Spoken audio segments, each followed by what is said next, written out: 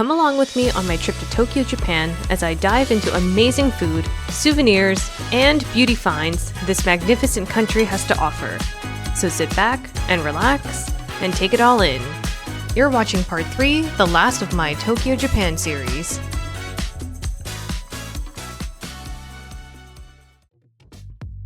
Leaving the Harry Potter studio tour felt so strange, like I was being pulled away from a real fantasy world. But to make the magic last a little longer, I thought about the souvenirs that I got. Let me show you my collection. In addition to my Ravenclaw robe and scarf that I wore during the tour, I also got this Ravenclaw t-shirt as a Muggle-appropriate piece of clothing. Then I got this super cute mandrake pin that I'll most likely stick onto my belt bag. And how could I resist the classic chocolate frog? I thought the frog would be hollow, but it was completely solid, which was a nice surprise. Next is this Honeydukes Eco Bag. I love that it has its own pouch and it folds down super small. The pictures of all the confectionaries make it so colorful and cheerful. And the best part is that it's very practical. And last but not least, I got a wand that features my most favorite creature in the wizarding world. This is a Bowtruckle wand. And sure, it just looks like a plain stick, but I just love how inconspicuous it looks. And that's it. Back to the vlog. After resting up at the hotel, it was time for dinner. Since the weather was chilly, a bowl of ramen sounded like the perfect dish to warm us up. I got my bowl of ramen with thin and al dente noodles with level 4 spice and a side of nori and black vinegar. The soup was piping hot, and I've underestimated how spicy level 4 was. I'm a girl that can handle her spice, but this really caught me off guard, and I was borderline struggling. My husband said that the vinegar intensifies the spice, so I must have blasted myself unknowingly. To extinguish the fire in my mouth, we made a quick stop at the nearest convenience store and got this ice cream. It's encased in a wafer shell with a thin, crunchy slab of chocolate in the middle. It definitely helped, and after a long day, we finally went to sleep.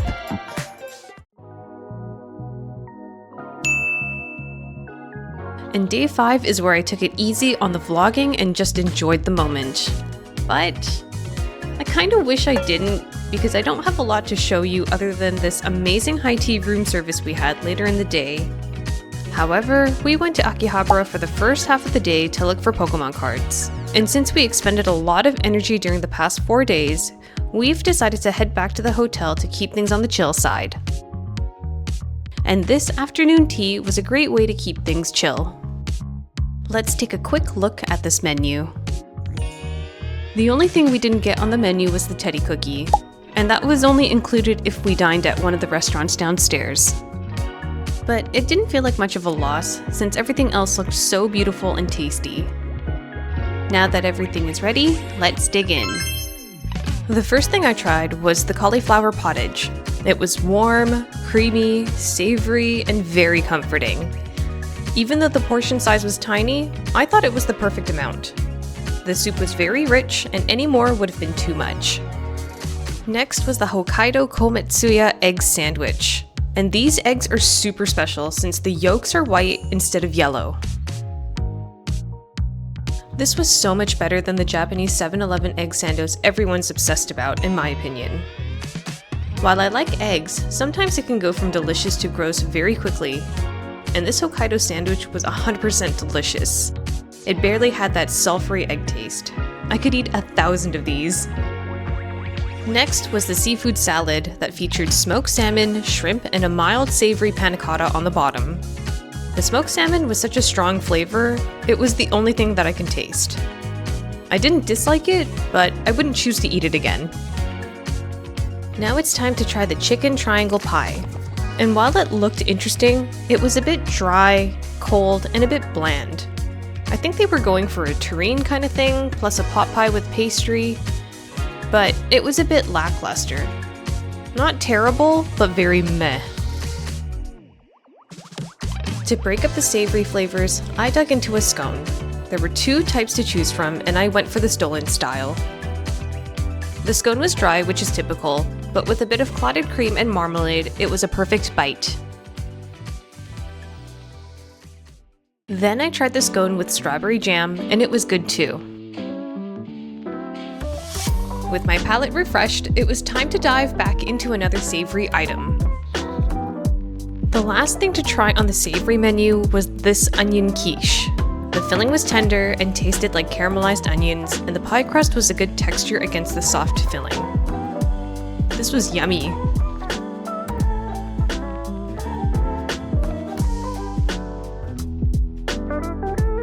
Let's finally move on to the sweets. The first pastry we tried was the winter praline puff. The pastry was a little dry, but the praline mousse helped. It was okay, but nothing memorable.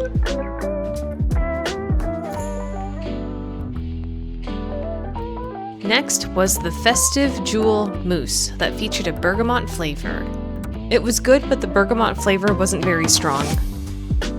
The texture of the cookie on the bottom did a lot to make the dessert enjoyable. It was one of those desserts that wasn't bad, but it wasn't great either. Now it was time to try the other scone, which was white chocolate raspberry flavored. On its own, it was great. With the clotted cream, it was better. With the marmalade was good too, but it overpowered the raspberry flavor.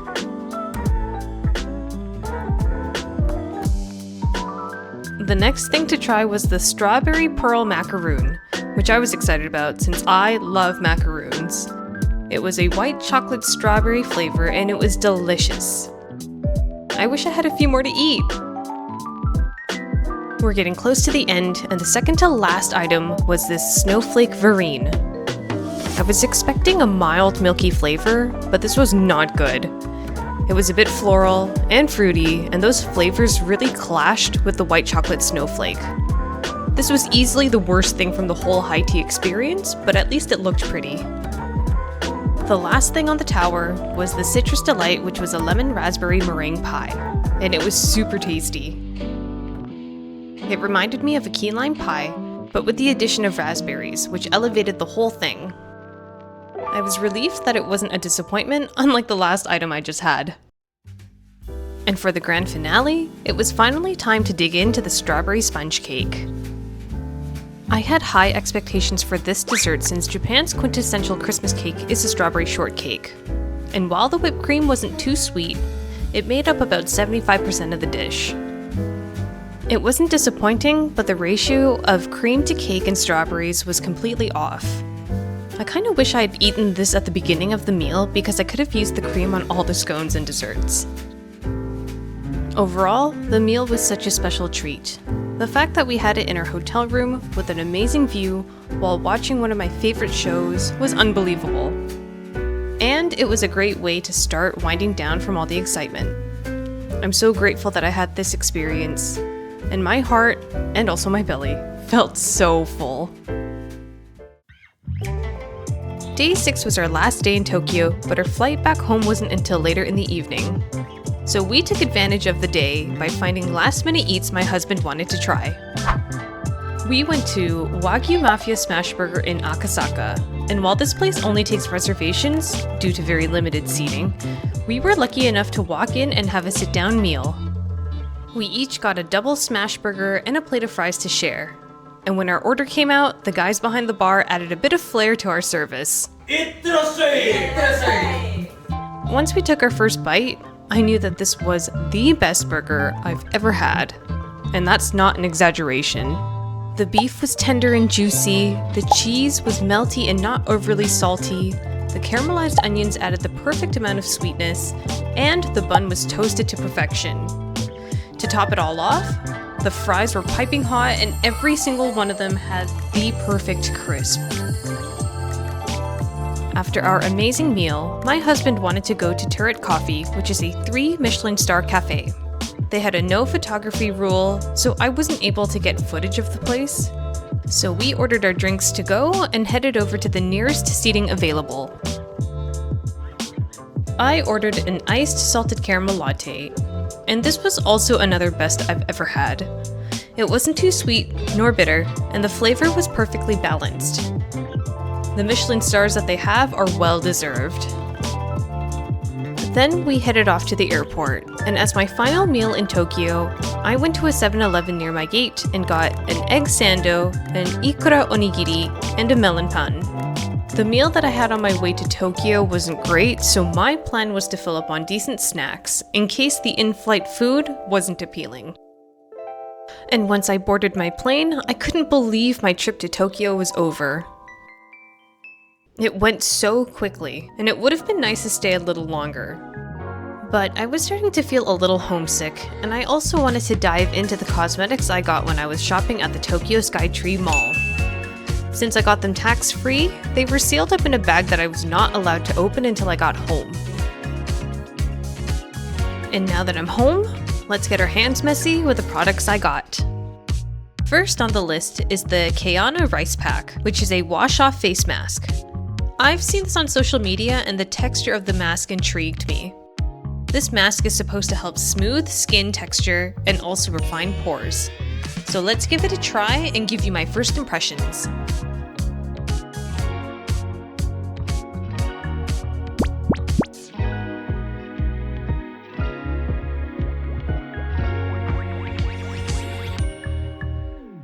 Just to prep my skin, I'll use a bit of SOS spray from Tower 28. And before we begin, here's a before shot of my skin.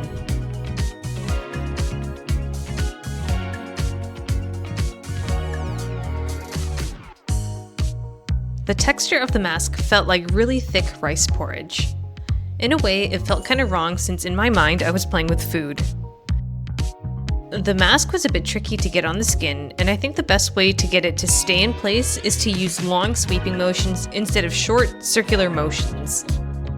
Once the mask is on, leave it for 5 minutes, then rinse off with just water.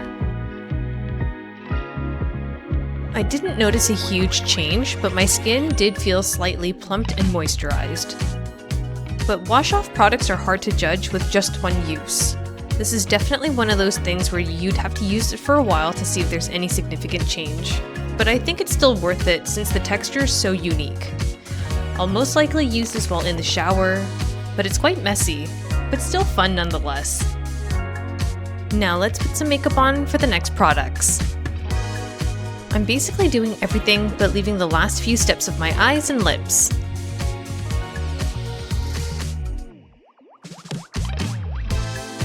The next product to demo is the Revlon Kiss Sugar Scrub. And I picked this up because we don't have this specific Revlon product in North America, and the scent piqued my curiosity.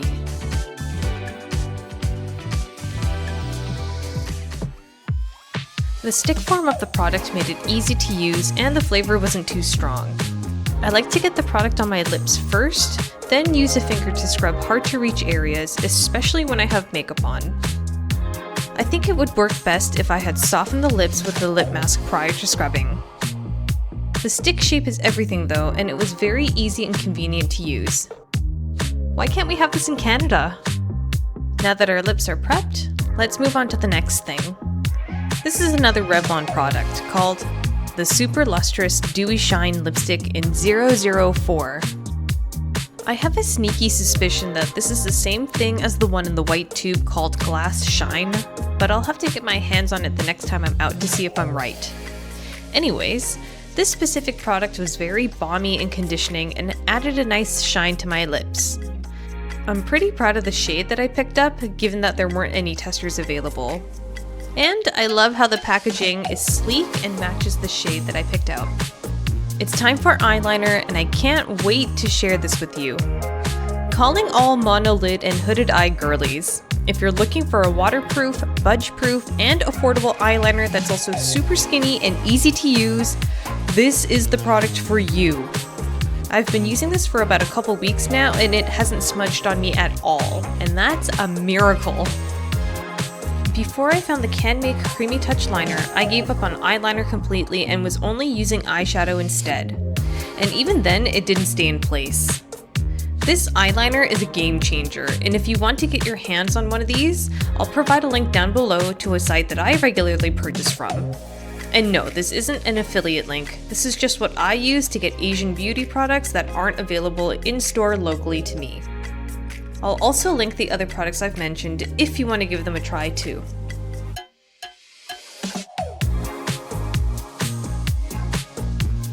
Now that my makeup is completely done, let's move on to the last product.